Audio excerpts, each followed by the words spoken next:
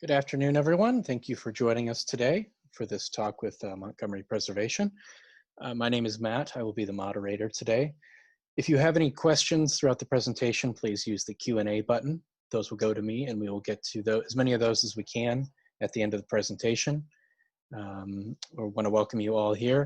And with that, I'm going to go ahead and turn the microphone over to Wendy. See if we can get everything running here. Are you there, Wendy? I think I am. Hi, okay. Matt. How are you? Hi, good afternoon. My name is Wendy Woodland. I'm a board member and volunteer for Montgomery Preservation Incorporated. MPI is the county's historic preservation nonprofit made up of individuals and organizational partners who preserve, protect, and promote Montgomery County's rich architectural heritage and historic landscapes. We own and sponsor programs at the historic Silver Spring B&O Railroad Station, located at 8100 Georgia Avenue. Our signature event is the annual awards for historic preservation, where we recognize superior preservation efforts by owners, educators, and groups throughout Montgomery County. Nominations from everywhere are encouraged, and the nomination form is online right now. Okay. Today's speaker earned the 2019 Wayne Goldstein Award for Preservation Advocacy for her work documenting the historic Aspen Hill Pet Cemetery. Julianne Mangin is a writer, researcher, family historian, former librarian and website designer at the Library of Congress, and a member of the Montgomery History Speakers Bureau. Her talk today is on family myth busting. Hopefully will inspire you to work out your family tree. We're scheduled to be a part of our spring series, but we're glad we're able to bring it to you now. Okay, so check out our Facebook page for future programming. You'll be able to view this session again on our webpage at www.montgomerypreservation.org. And before I turn it over to Julianne, I just want to thank you, Matt Gagel of Montgomery History, for moderating this afternoon's program. Thank you.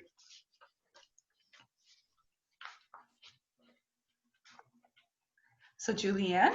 Yes, I'm here, and I am trying to figure out how I can do screen share. There you go. Hi. Okay. Let's see. I'm sorry. Oh, there. I'm sorry. You'd think I would know how to use Zoom by now, but still a little slow. Okay, good. Here we go. Hello, everybody. As Wendy said, I'm Julianne Mangin. Just want to thank Montgomery Preservation for sponsoring this talk, and to thank Montgomery History for providing hosting and moderation. What I'd like to talk to you about today is how I use genealogy to bust a few myths that I've been told about my family. My sources included the usual suspects: vital records such as birth, death, and marriage certificates, and census data. But I was also able to access the patient records of 4 of my ancestors who had been committed to state hospitals for the mentally ill. I also used maps and newspapers to stitch together a family narrative. I uncovered family secrets that helped me understand how traumatic events in the distant past had affected my family down through the generations. As a result, I've come to see genealogy and family history as a way to empower myself and to heal old wounds. Here's a little background on my family. My mother grew up in Connecticut, and she moved to Washington, D.C. when she was in her 20s, just after World War II ended. At about the same time, my father moved there from Indiana. My parents met at Catholic University of America and married in 1948. In 1951, they moved to Wheaton, Maryland. They raised 6 children, of which I am the 3rd. Once upon a time, I was a reluctant genealogist. My mother had dabbled in genealogy for decades, starting about the time I entered high school. But I wasn't interested in genealogy because to me, it just seemed like the gathering of dry facts of who begat whom and when they married and where they died. I was more curious about Mom's stories about her family and in the way she told them to me in short and disconnected anecdotes. This is the one she repeated most often. My mother had an uncle who set her up in business running a delicatessen in Stonington. During the Great Depression, the business failed. When I was 7 years old, my mother became mentally ill and was sent to a mental hospital. I was taken from my father and put into the county home. Mom usually changed the subject after blurting out this family tragedy, as if she were releasing some emotional buildup, like a pressure cooker. She didn't like it if I suggested that her father had abandoned her. She always insisted that he'd been a good father, even though he divorced Grandma while she was in the mental hospital, and he never tried to get Mom out of the county home. It made no sense to me. Here's another story Mom used to tell. When my mother was a child, she lived in a shed. Her youngest sister was born there. Their father deserted them and went back to Canada, causing their mother to go insane. When I asked Mom why her mother was living in a shed, she simply replied, "That's what I was told." Mom didn't know where the shed was or why her mother's family was living in it. I later realized that Mom got much of her family information from her mother, a paranoid schizophrenic and perhaps not the most reliable source. The thing that bothered me about genealogy was that no matter how much research Mom did, nothing changed about the stories she told over the years. What I wanted was a more continuous and coherent narrative of the family history, and it didn't seem like genealogy was going to do that for me. At first, I suspected that Mom's story about Grandma living in a shed as a child was another one of those crazy things Grandma had told her a long time ago and which Mom simply took at face value. I imagined that my grandmother, who suffered at times from hallucinations and delusions, had exaggerated her living conditions. Perhaps it was a small rickety house, I thought, but surely not a shed. In 2012, at the age of 87, my mother was moved into assisted living. The unit was too small to accommodate her genealogy research, which was stored in boxes full of binders and file folders and pedigree charts and census sheets and certificates and photographs. All of that came to my house, where I stored it in my basement, intending to hang on to it until someone else in my family expressed an interest in genealogy. But the librarian in me couldn't resist peeking into those boxes and organizing what was there. I didn't know at the time that I was on a slippery slope from being a reluctant genealogist to a relentless family historian. As I poked around in the boxes, I was surprised to discover what wasn't there. There was nothing about Grandma's time at the mental hospital except for a couple of letters addressed to her at Norwich State Hospital in Connecticut. Until that time, I hadn't been sure where the so-called mental hospital had been. Now I had a name. After a brief internet search, I located the hospital records at the state archives at the Connecticut State Library, and I requested her patient record. After proving that I was a descendant from a patient of Norwich State Hospital, I received not only Grandma's record, but the record of 3 other family members who had been patients there. My great-grandmother, Graziella, who was there from 1908 to 1910, her sister Rose from 1924 to 1925, my grandmother Beatrice, who was a patient from 1935 to 1944, and her sister Pauline, who was there from 1929 to 1930. In addition, Beatrice had another sister, Denora, who was a patient at a state hospital in New York from 1940 until her death there in 1954. To sum it up, not only was Grandma Beatrice mentally ill, but so was her mother, one of her aunts, and both of her sisters. I was shocked and saddened at the amount of mental illness on my maternal grandmother's side of the family. Nevertheless, the patient records I received were a wealth of information about 2 generations of my mother's family. When patients were admitted, they were evaluated both psychologically and physically. The patient's relatives were also interviewed, and the results were used to put together a social history of the family. This, of course, is a family historian's dream come true. These records help me answer not only the question of why Grandma lived in a shed, but where it might be. They also help me find the real story behind the delicatessen at the mental hospital and the county home. So here's the family story behind the story of the shed. Grandma's parents, Philippe Medi and Graziella Bonneau, were born in Quebec, Canada, but grew up in Danielson, Connecticut. They married there in 1899 when they were in their early 20s. According to the 1900 US Census, they lived on Furnace Street. Both of them worked in a textile mill, probably the Quinnebog Mill Company. If they were typical mill employees, they would have worked 12 or 13-hour days, 6 days a week. In addition to the long hours, mill workers had to tolerate low pay and unsafe conditions. Spinners, such as Philippe, were expected to change bobbins while the machines were in operation, often doing this by climbing into the machines in their bare feet. Ventilation in the mills was usually poor. Cotton lint swirled through the air, which was kept at a high humidity so the threads wouldn't break. Lung ailments were common.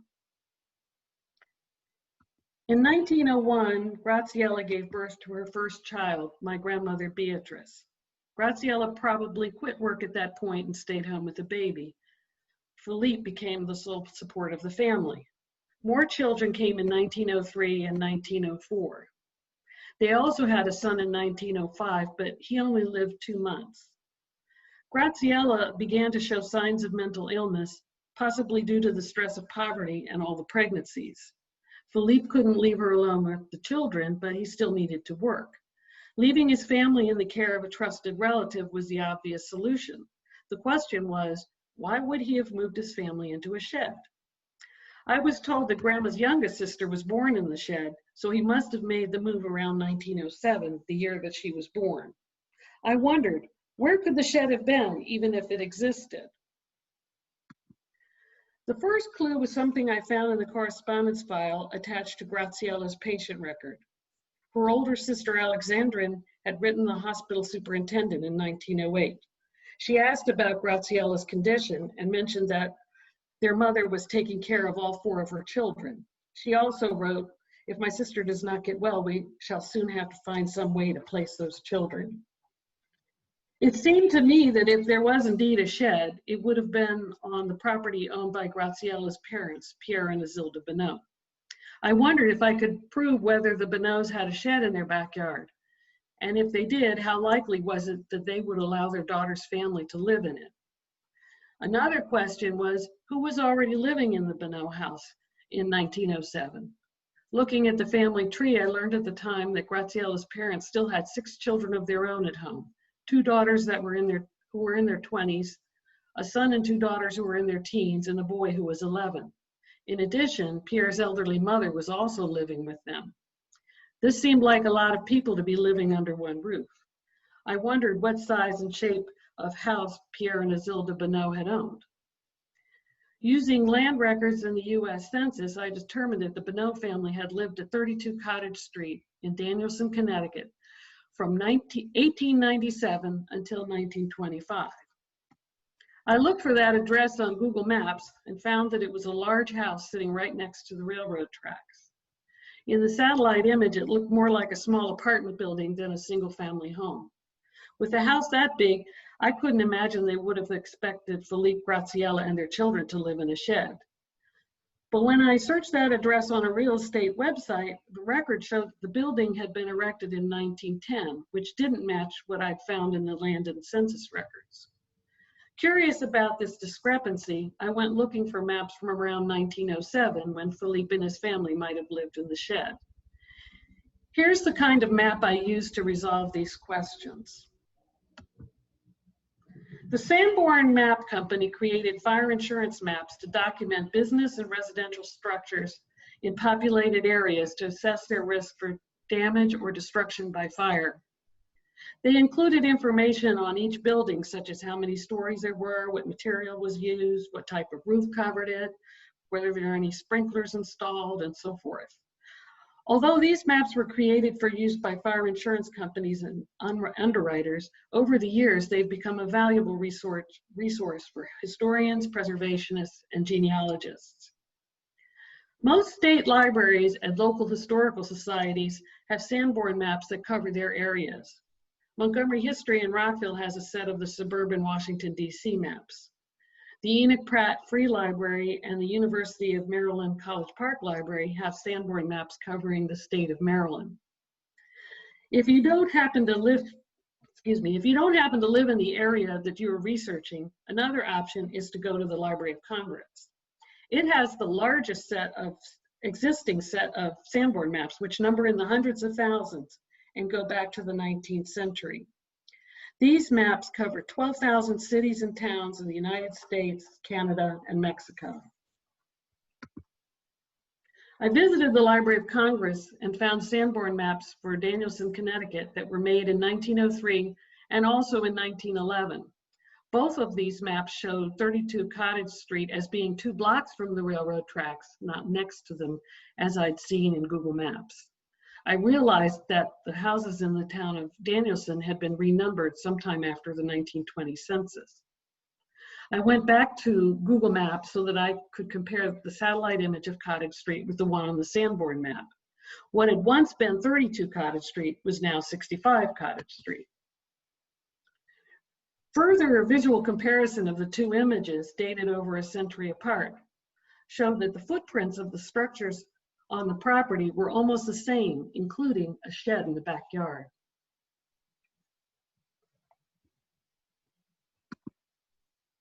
Once I made this discovery, I returned to the real estate website and found a listing for 65 Cottage Street. It had been built in 1884, which fit my family history timeline. And not only was the Bonneau's house still standing, it was on the market. On my next trip to Danielson, I contacted a real estate agent who had listed it. She agreed to show me the house, even though I'd made it clear that I had no interest in buying it. Being the president of a nearby historical society, the agent understood my need to see the ancestral home. The house on Cottage Street was a little wood frame house covered in shingles that stood 1.5 stories high. It had 5 bedrooms, but only 1 bath. All the rooms were tiny. I tried to imagine the house in 1907 when Pierre, Isilda, 6 of their children, and Pierre's mother lived there. Walking through the rooms, I realized how crowded it must have been even before Philippe came looking for a place for his family to live. It was indeed likely that Grandma had lived in a shed when she was a little girl. Where else would the Bonneaus have put her family? After touring the house, I asked the real estate agent if she could unlock the door to the shed and let me look around inside. It appeared to be about 10 by 20 feet in area, not a lot of space for 2 adults and 4 children. While I was inside pondering this grim reality, the real estate agent poked her head into the shed. She pointed to the roof sheathing and the floorboards and said, "Wow, this wood is from the 19th century." And that's when I realized that I was standing on the same floorboards as had my ancestors Graziella, Philippe, and Beatrice. Visiting the shed on Cottage Street went beyond mere genealogical research. It allowed me to acknowledge and honor my grandmother's childhood suffering. In June of 1908, Graziella had a miscarriage. Around that same time, there was a fire in the house. I'm not sure what happened first, but having these 2 things happen so closely together caused Graziella to lose control of her mind. She became incoherent, claiming that she was a skeleton or a statue of salt.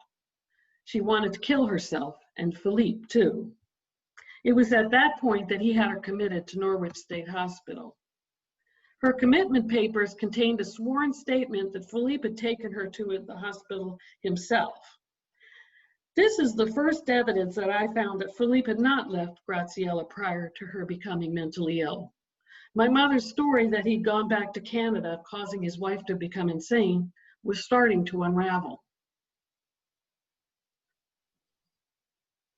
I was haunted by the statement in Alexandrine's letter that if my sister does not get well soon, we shall have to find some way to place those children. The superintendent wrote back to her that Graziella had taken a turn for the worse and that it would not be wise for her to leave the hospital for some time yet. If Isilda was considering placing her grandchildren in someone else's care in 1908, perhaps the 1910 census could tell me where they ended up. I went back to Mom's genealogical research only to find that she had never located her mother in the 1910 census, the first one in which Grandma's name would have appeared. It seemed like an odd omission. I sometimes wondered if Mom thought that the point of genealogy was to simply confirm those facts she already knew or wanted to believe about her family. During the 1910 census, Graziella was listed among the patients of Norwich State Hospital. Philippe was living on Franklin Street with his parents. Pierre and Isilda Bonneau were still living on Cottage Street. However, only one of the 4 Medi children was living with them at the time, 3-year-old Pauline. Where was my grandmother and her siblings, Leonard and Denora? I searched the 1910 census records and found a 9-year-old girl named Beatrice Medi living in Manchester, New Hampshire. At first, I didn't think that this could be Grandma. As far as I knew, all of Mom's ancestors were from Connecticut, Rhode Island, or Quebec. However, I noticed that this Beatrice Medi had been born in Connecticut in 1901, just like Grandma had been. The head of the household in which she lived was a man named Hercule d'Avignon. Everyone else in the household was listed and described according to their relationship to him, wife, son, and daughter. Beatrice was listed at the end and was called an ad child. Remembering that Isilda's maiden name had also been d'Avignon, I wondered if she had a brother or some other male relative named Hercule. If so, maybe that was my grandmother living in New Hampshire in 1910. I realized that researching my great-great-grandmother Isilda's family more thoroughly might help, especially if I could establish that she was related to Hercule d'Avignon in Manchester, New Hampshire. When I first started researching my family history, I had focused on my direct ancestors, not their siblings. Now that I wanted to clarify the relationship between Beatrice Medi and Hercule d'Avignon, I could see how looking for collateral relatives, brothers, sisters, aunts, uncles, cousins, could be a way to solve a family history dilemma by coming at it from a different angle. I knew that Isilda had been born in Quebec in 1855 to Narcisse and Martine d'Avignon. I searched the Quebec church records for baptismal records for their children. It turned out that Isilda had been one of 12, one of whom was a younger brother named Hercule, born in 1865. This would have made him about 45 in 1910, just like Hercule d'Avignon in Manchester. Feeling more confident that this was my grandmother I'd found in New Hampshire, I returned to the 1910 census to search for Beatrice's other 2 siblings. To my surprise, I found that 7-year-old Leonard Medi was also listed in Manchester, New Hampshire, living in St. Peter's Orphanage. He was one of 141 residents of the orphanage, all boys ranging in age from 2 to 14 years. After further searching, I found Beatrice's 6-year-old sister, Denora, listed in the orphans ward of Notre Dame of Lourdes Hospital, also in Manchester. She was among 119 girls, ranging in age from 3 to 14, who were cared for by the Sisters of Charity. The presence of Beatrice's siblings in the same city where I had found her had to be more than just a coincidence. The Medi children, except for the youngest, Pauline, had been sent away to New Hampshire while their mother was in the asylum. Sadly, they were separated from each other when they got there. I can't imagine how traumatic this must have been for them. And on a side note, I was writing and researching about this part of my family history when I first learned about migrant children being separated from their families by U.S. immigration officials. I found myself feeling as heartbroken for those children as I was for my own ancestors. It made me think, if more people knew their own family histories, maybe they'd have empathy for what others are going through right now. As I mentioned earlier, one of the secrets that came out of Graziella's patient record was that Philippe hadn't left her and returned to Canada, causing her to go insane, as my mother had always told me. He was with her when she became mentally ill and made the difficult decision to commit her to Norwich State Hospital. He saw her regularly, according to the visitor log in her file. There are letters in her correspondence file in which he asked the superintendent about her condition and when she could come home. Philippe last saw his wife the day before she died in December 1910, when he brought a Catholic priest to her to administer last rites. I wondered why the story had come down to Mom that he had vanished much earlier. It may have been because other things that he had been doing around the same time. Philippe had not been faithful to Graziella while she was in the hospital. I found an article in the Norwich Bulletin from 1910 in which he was accused of stealing a necklace. His accomplice was a woman with whom he was living in Norwich. This happened in April while his mentally ill wife was still alive. I'm sure that Isilda and Pierre, Graziella's parents, were scandalized and embarrassed by the newspaper report of their son-in-law's behavior. After Graziella died, Philippe left his 4 children, who had returned from New Hampshire, in the care of his in-laws, the Bonneaus. By that time, he may have been unwelcome at the Bonneau house. I wondered where Philippe might have gone after leaving Danielson. Still assuming that it was somewhere in Canada, like Mom told me, I tried to locate Philippe Medi in the Quebec church records. I thought perhaps he had remarried after he became a widower, but I couldn't find a record for him anywhere, and it seemed as if my search for my prodigal great-grandfather was at a dead end. One day, while looking for relatives with the surname Medi in the 1920 U.S. Census, I came across a Philip Medi who lived in Maynard, Massachusetts with his wife Marie E. and son Charles D. Philip Medi had the same year and place of birth as my great-grandfather Philippe, 1877 in Canada, and a similar occupation, working in a textile mill as well. This find was so unexpected that I had initially doubted that it could be my Philippe. I decided to give the record a closer look anyway. Philip was listed as single, but Marie was listed as his wife. Their son Charles was the same age as one of Philippe's children. So what could that mean? Did Philippe have a secret second family, or were these 2 different men? It was only by looking back at the 1910 census that I figured it all out. I already knew where Philippe was in 1910. He was still in Danielson. I decided if I searched the 1910 census and found Philip Medi in Massachusetts with the same family members, then Philip and Philippe were probably 2 different men. When I couldn't find Philip, Marie, and Charles living together as a family in 1910, I had to change my search strategy. My new theory was that Philip in Massachusetts was my great-grandfather. He had married Marie and adopted Charles, and that's why they all had the same last name. I searched the 1910 census for just Marie and Charles without a surname, assuming that she'd been married to someone else at that time.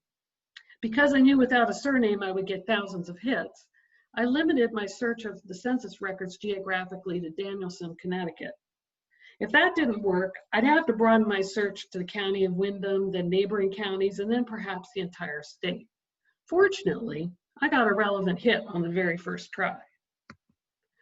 The top result was for a family in Danielson headed by George E. Medi with a wife, Mary E., and a son, Charles D. Looking back at my genealogy database, I confirmed that Philippe's brother George had a wife named Marie Eva and a son named Charles David. George's wife and child were the same age as Marie E. and Charles D., who were listed in the 1920 census with Philip. This could only mean one thing. I had stumbled on another family secret. My great-grandfather Philippe Medi had not returned to Canada, as I'd always been told. He'd run off to Massachusetts with his brother's wife and child. The myth that he left earlier and returned to Canada was probably a cover story told to my grandmother as a child to shield her from the embarrassment to the family. But wait, there's more. I became curious about George Medi, Philippe's brother. I searched for stories about him in digitized newspapers, and what I found shocked me. George was a violent man and a pervert. In one report, he broke the jaw of a man with whom he had been playing cards. In another, he exposed himself to a couple of women who passed his house on their way to church. In the latter case, George was sentenced to 3 months in jail.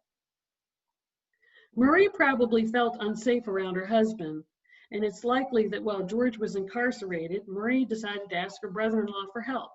Philippe's solution was to run away with Marie and Charles to Massachusetts. Since they all had the same surname, Medi, they could easily pose as a legitimate family.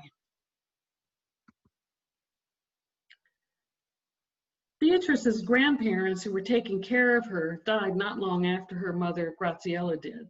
Pierre died in 1911, and Isilda died on Thanksgiving Day in 1912.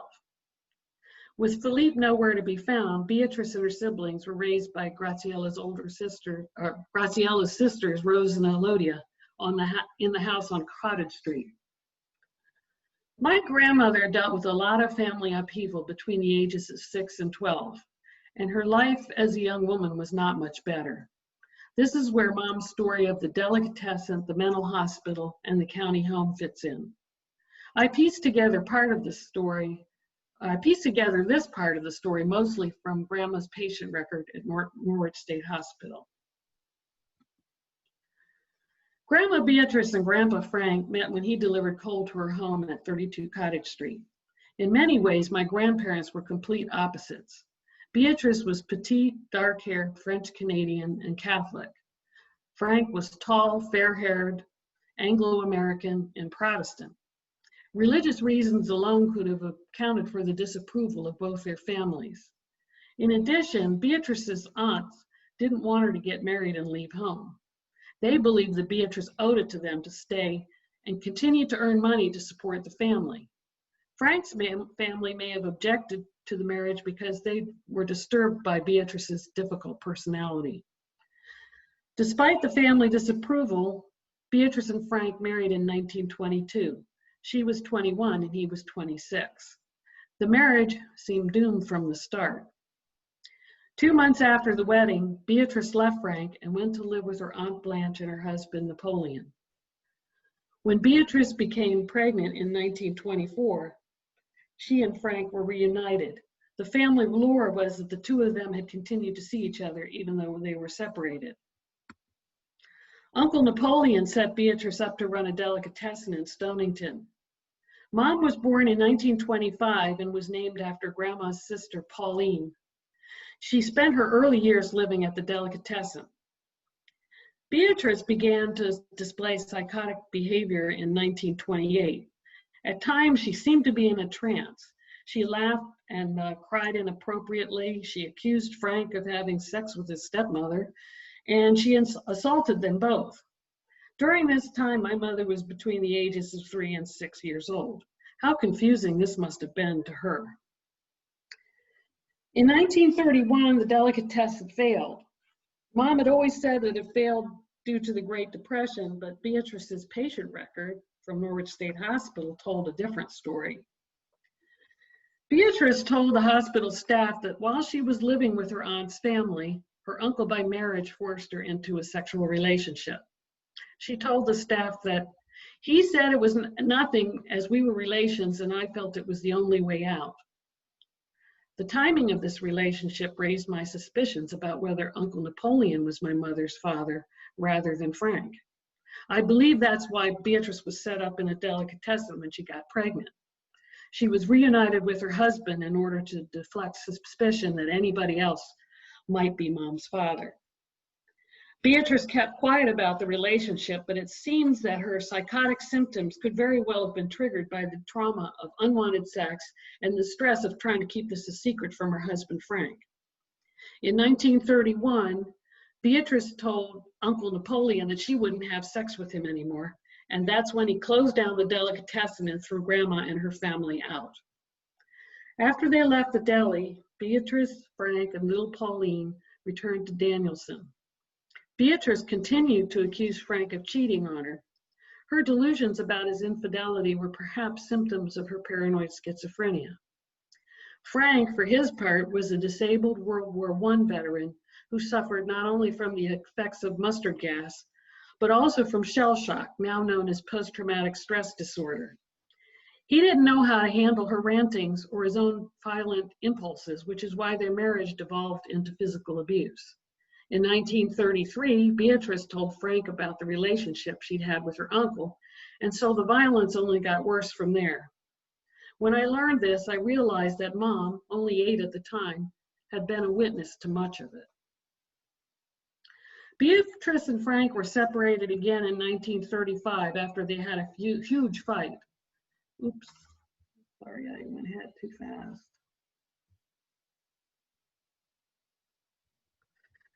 Okay. The police were called and the state social services became involved. Beatrice was committed to Norwich State Hospital, and Mom was sent to the county home. Grandpa visited Mom there a few times a year, but around 1938, when she was 13, his visits stopped. For years, neither Grandma nor Mom knew where he was.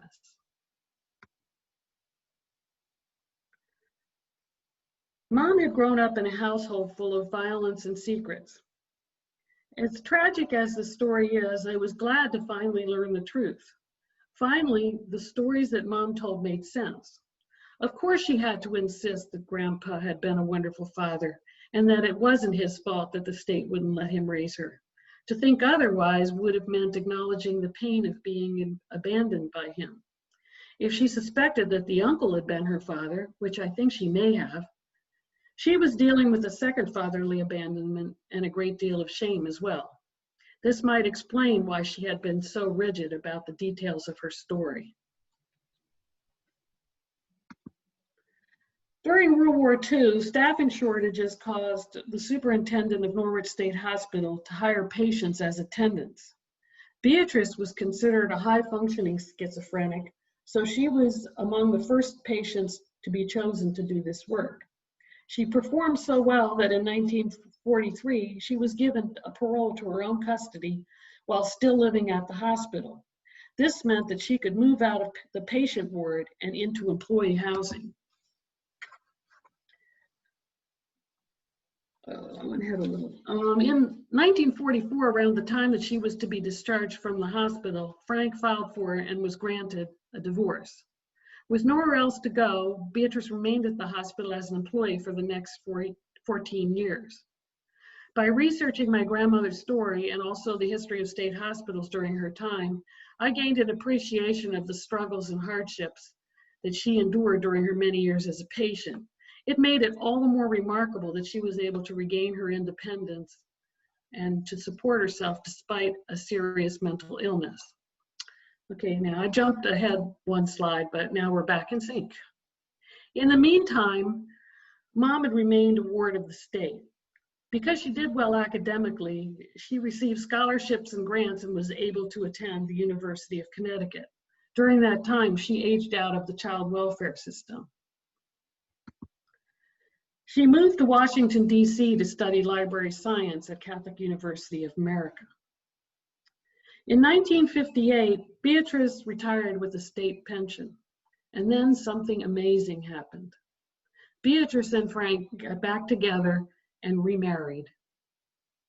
As a child, I knew my grandparents because they would visit our family home in Wheaton about once a year. I didn't have much of a relationship with Grandma. Her mental illness made her difficult to be around. Every visit to our home featured at least one incident in which she would blow up in anger at my mother. Once, it was because Mom ran out of instant coffee. At other times, she might be catatonic and barely notice anyone in the room. As a result, I tended to keep out of her way. This is a 1958 shot of my grandparents and I.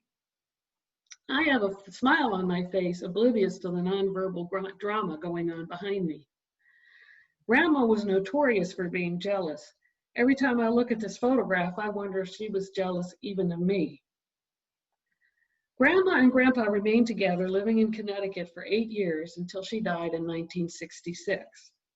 Grandpa then moved in with Mom, Dad, and the 6 of us kids in Wheaton. Mom was thrilled. Not only was she reunited with the father she idolized, but with Grandma out of the picture, she had his attention all to herself. Unfortunately, he died 4 months after Grandma did, which devastated Mom. It was following his death that she began to research her genealogy, perhaps as a way of coping with her grief. As I've mentioned before, Mom's stories about her family were brief and disconnected. She had researched her family tree for decades, but nothing she learned through genealogy changed her stories one bit. Mom never wavered in her opinions about what her family stories meant, and she could get testy if I pointed out a discrepancy. For that reason, I went through most of my life thinking that family history belonged to her alone and not to me. It was part of the reason I was reluctant to take up genealogy. When I finally began to explore the past on my own, I realized that she may have held on to those skewed family tales as a way to cope with the family trauma.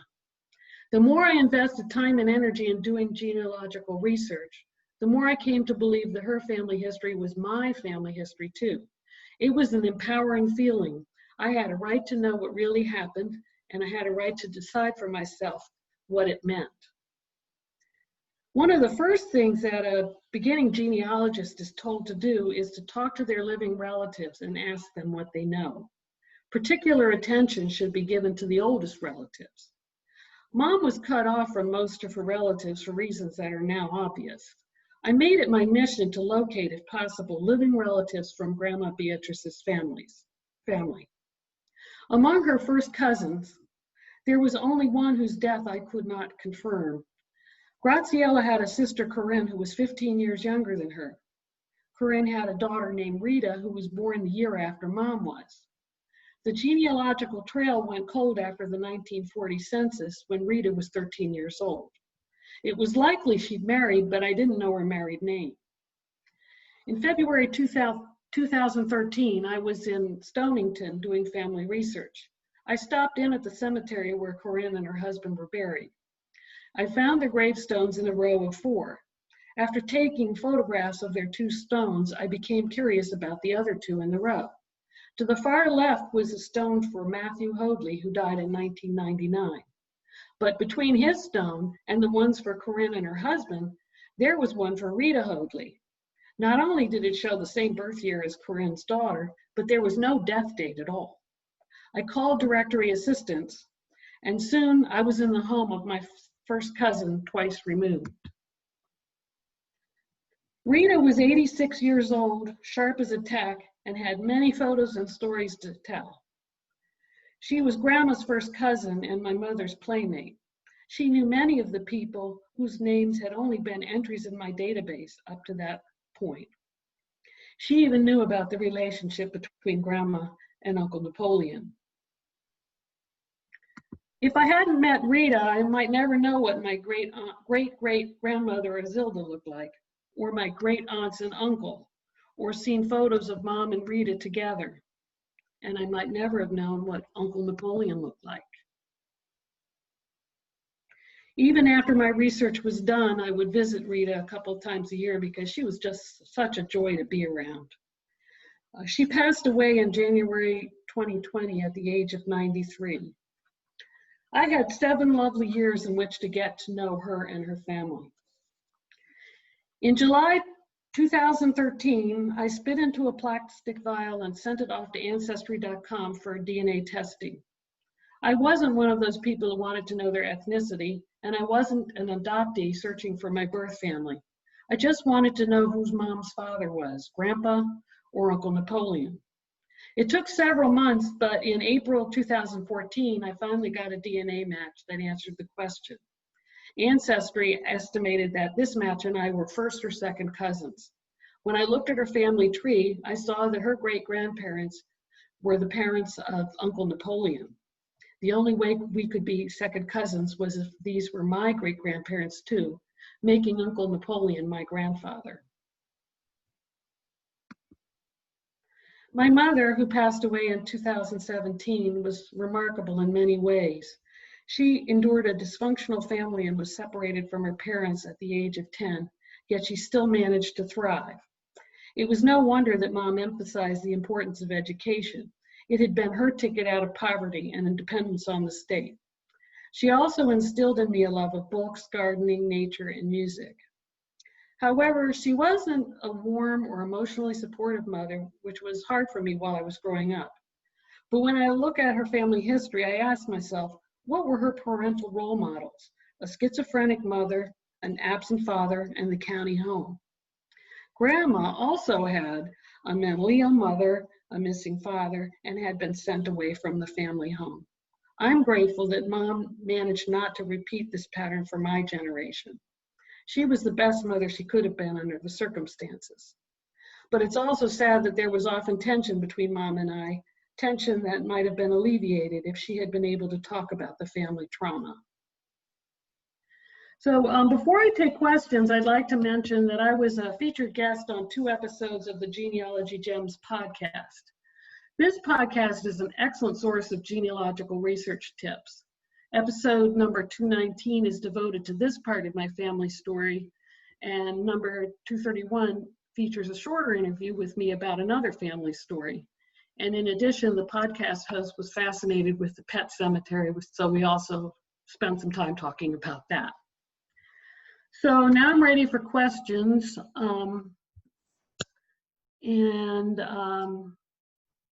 Let's see. Julianne, would you like me to just read the ones that we've gotten? Do you want to turn your... What I'd really like to do is have my face on the Sure, screen okay. And then this slide, and I can't figure out how to do it. I just sent you the option to turn that on. Yay, thank you so Okay, much. yep. Okay.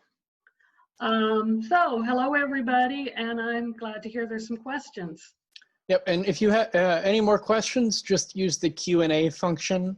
There should be a button on your app or program that you're using, and you can type those out to us.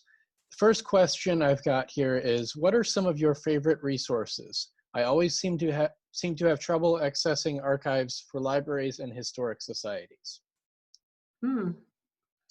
Well, I think that's sort of what the talk was. Those are my favorites. I love the Sanborn fire insurance maps, and I use them for other purposes when I'm doing research. It's an incredible source of information. And for me, as you saw, it solved this problem about how I didn't know that the house numbers were renumbered. It was very helpful.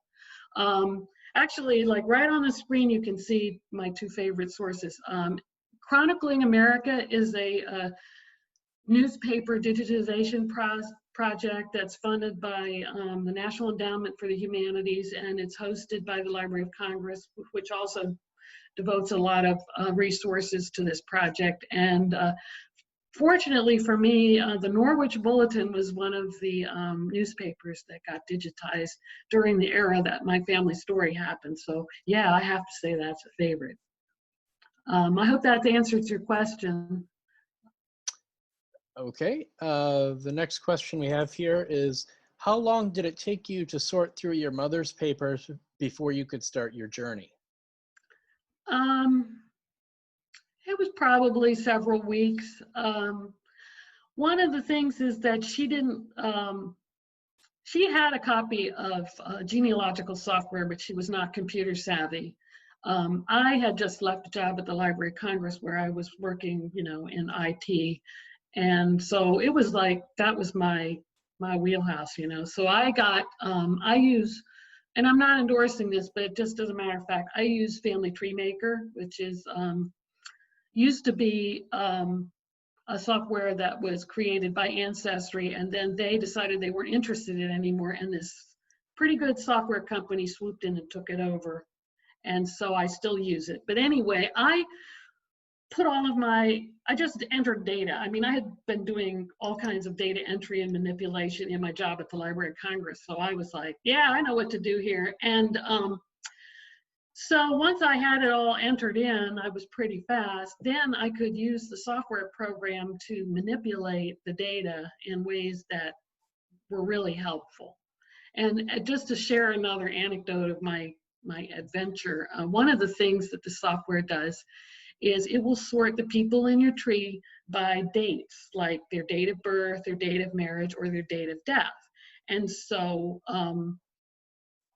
I sorted them, at one point I sorted them by their date of death, and was really amazed at how many close relatives I had that I had never met that had been alive when I was a child, or as a teenager and a young adult. And so it was a clue to me there was something going on with Mom, and that she was nervous about people finding out too much about the family story, because I had a great aunt who she died when I was 24, and I had never even heard of her, and I never got the chance to meet her, and she apparently knew all the goods. So anyway, I know I just rambled on, but I couldn't help telling that story. I hope that answered your question, because it was a good one, and feel free to ask me some more questions.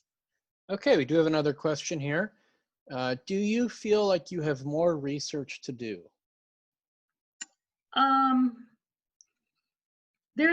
I have, I guess, some things that I would like to find that I feel like the bar is really high for me to find them, and I don't know if it's going to illuminate the story more.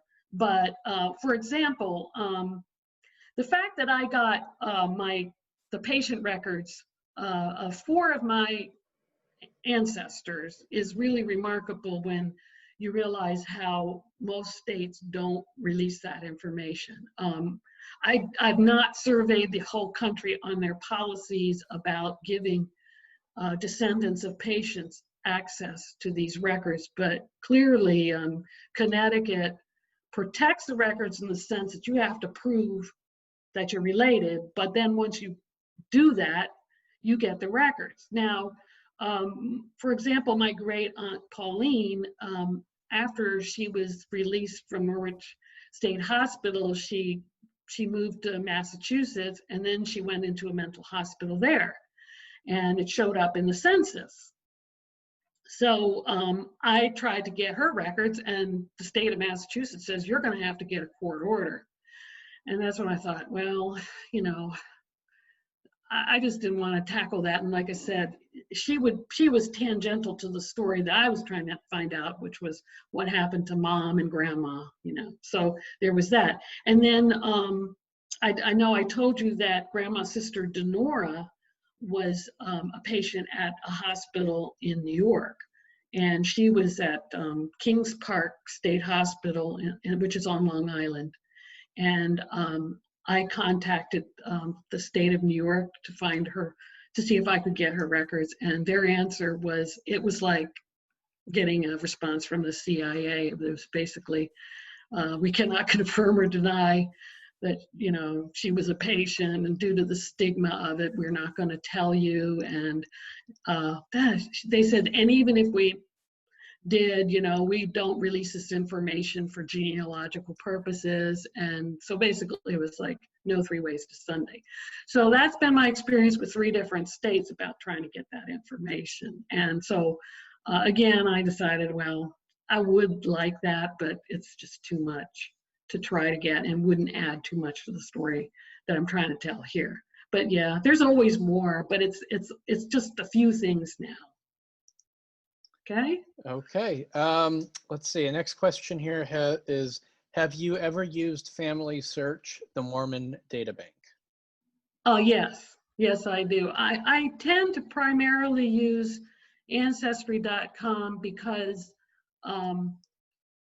my half of my ancestry is in Quebec, and they have the Quebec church records, which if you're French Canadian and you're a genealogist, you're pretty lucky because Quebec churches kept really good records, and they've been scanned, and they're all on Ancestry. I know they're on Family Search too, but I find the search form on Ancestry easy to use. So I think what I do is I do a lot of my searches on Ancestry, and then if there's things I'm still looking for that I can't find, I do go to Family Search. It's just, it's my preference, and also just speaks to the particular situation that I'm dealing with. Okay. The question I think we've all been waiting for. Why is there a banana taped to your wall? Okay. In another thing that I do is I have a humor website called Julie's Tacky Treasures, and I collect tacky things. And last year I saw in the news that there was a big story in the art news that this guy had the artist's name was Maurizio Catalan, and he had taped a banana to a wall with duct tape and sold 3 of them for $120,000 each. And so I made my own version, and it was a lot cheaper. I just used some duct tape, and I went to Michael's and got myself a plastic banana. But it's a little bit, now sort of like a little icon of me. It's like, that speaks to my personality. So anyway, if you're curious about that, Julie's Tacky Treasures, tackytreasures.com. And that's all I'm going to say about the banana, because everybody doesn't want to know about that. Okay, next question I have here is, aside from this wonderful presentation, what products do you imagine coming from all of this hard work and sleuthing? Have you shared with local historical societies or family members? Are you pulling all of this info into a publication? That's a great question. I like that almost as much as the banana question. But all kidding aside, yes, I've actually written a book, which I am trying to get published. And so this talk is a synthesis of a lot of it. It's a much bigger story. And anyway, yes, I have a book that I've written, but it's not published. So I'm looking for an agent or a publisher to help me get it published, because I think that the story is informative and helpful to people on many levels. It's more than just my family history. It's about being a person seeking for answers. And also there's a lot in it about, well, the nature of family secrets and how they affect family relationships, which was an issue with my mom and I. And also about inherited family trauma that, like I said at one point, when I knew the real story, I really, in some ways, I was very happy because things were making sense. And I think that if you're having a hard time making sense of your family relationships, this is one way to do it. I mean, this is the way I did it. So yes, I'm working on getting my story out more. Thank you for asking.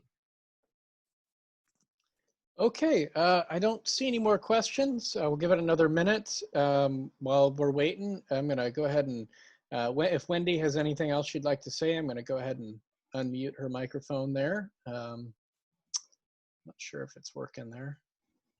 Well, in the meantime, if anybody'd like to get in touch with me, I have the website juliannemangin.com.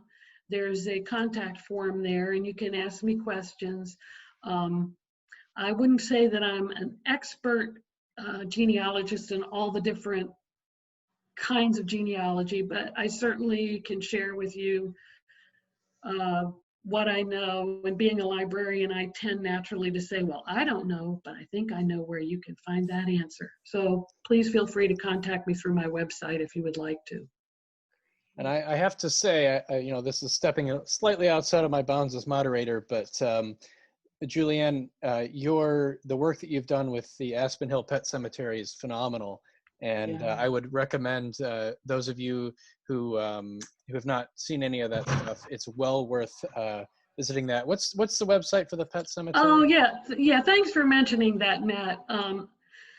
It's called, the URL is petcemeterystories.net. And yeah, I did a lot of research on the Aspen Hill Pet Cemetery, and I put as much as I can out on the web so that people will know what a wonderful place it is and what a good source of history it is for Montgomery County. It is. And thank you for mentioning it again, Matt. You stole my moment. I'm so sorry. I'm glad. I do have one more question that came in before we wrap things up here. What was the software you mentioned? Oh, Family Tree Maker. And I think if you Google that, you'll find it pretty easy. The company that is, let me see, it's called Makiev, MACKIEV.com. They're the ones that took it over from Ancestry, and I think people were worried when that happened that it wouldn't be as good, and I think the support has been wonderful, and so I've continued to use it well past when that transition happened. So there's that, but there's also Roots Magic is another one that people like a lot. So I'm not saying that Family Tree is better. It's just I am kind of like, I will admit, kind of lazy. I mean, I just didn't feel like switching to another software when this one was working quite well for me. But I will say there's more than one software program available to do genealogy. And I don't know the names of them, but Lorraine Dutcher Minor, I think is that her name, Wendy? Yes. She had a presentation and she listed a lot of them. She may even be listening to this, I don't know, but she knows, she mentions more than just the two that I've just said. So. And Lorraine is our next speaker.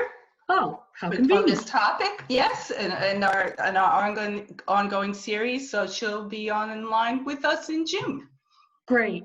Yes. That's great. Well, I thank you so much for listening, everybody. There's not too many people that want to hear my boring family story. No, I'm just kidding. I really do appreciate everybody being willing to listen. And I want to thank Montgomery Preservation and Montgomery History for making this possible. It's really great. Okay, and just a reminder to everyone, please, this amazing talk will be online within the week, so don't forget to come to www.montgomerypreservation.org, just in case you need to update your notes or you have any or other. Or tell somebody else about it. Absolutely, please share. Oh, I'd love that. Share. Okay, thank you. Thank you so much, Julianne. See you soon. Oh, you're welcome. Bye. Bye-bye.